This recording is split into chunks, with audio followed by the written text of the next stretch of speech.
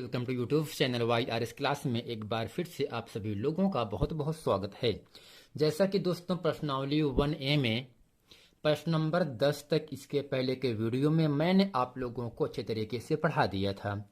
अगर आप वो वीडियो नहीं देखे हैं तो नीचे लिंक दिया है, वहां जाकर आप उस वीडियो को अच्छे तरीके से देख सकते हैं।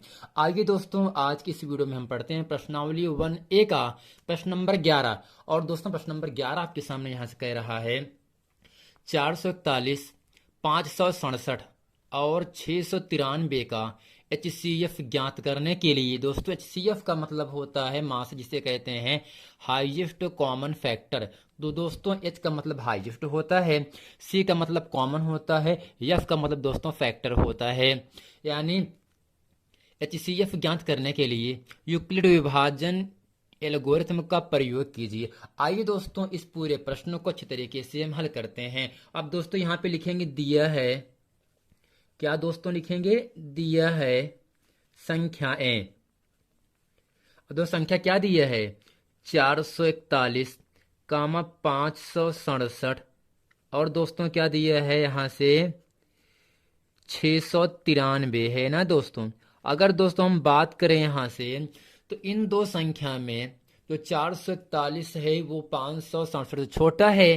तो दोस्तों यहाँ से लिखेंगे इसलिए 441 लेस देन 567। अब दोस्तों करना क्या है, हमेशा आपको याद रखना है बड़ी संख्या में छोटी संख्या से ही भाग दिया जाता है।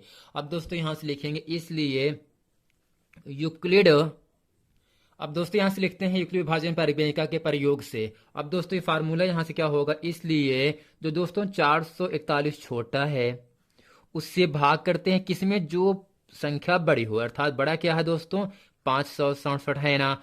अब दोस्तों 441 इकन्नम क्या होता है 441 होगा फ्रेंड।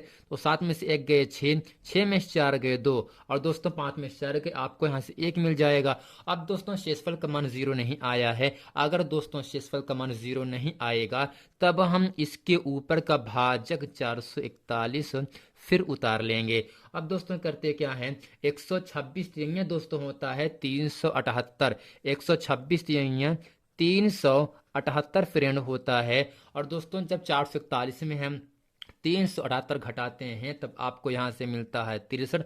और दोस्तों जो 63 है ये 0 नहीं आया है। अब करते क्या है, इसके ठीक ऊपर का जो भाजक दिया है 126 उसको पुनः उतार लेते हैं। अब दोस्तों 63 दूनी क्या होता है 126 होता है। तो फ्रेंड इस पूरे भाग की प्रक्रिया में जो शेषफल यहाँ से कट करके 0 प्राप्त हो जा रहा है वह 63 से प्राप्त हो रहा है। 63 से कटने के बाद ही यहाँ पर 0 प्राप्त हो रहा है। इसलिए दोस्तों 441 और 567 का जो मासा होगा वह आपका 63 ही होगा। अब दोस्तों यहाँ से नीचे लिखते हैं इसलिए 441 कामा 567 का HCF बराबर 63।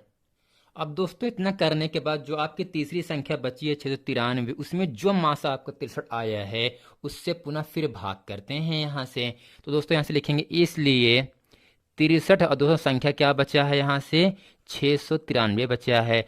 और फ्रेंड यहाँ से होगा 63 इकन्नम दोस्तों 63 होता है, 9 में से दोस्तों यहाँ पर 6 आ जाएगा और दोस्तों यहाँ से 3 को उतारेंगे बन जाएगा 63। और दोस्तों 63 इकन्नम फिर क्या होगा 63 हो जाएगा। यानी फ्रेंड ये भी पूरी पूरी जो संख्या 0 कट के आ रहा है वो 63 से ही कट करके आ रहा है ना दोस्तों। क्या लिखेंगे, अतः इन दो संख्या का मासा क्या हो जाएगा आपका 63 हो जाएगा। तो दोस्तों यहाँ से 441 567 का मासा कितना है 63 आ गया, और इसके साथ साथ ही 63 और 693 का मासा भी कितना आ गया 263 आ गया।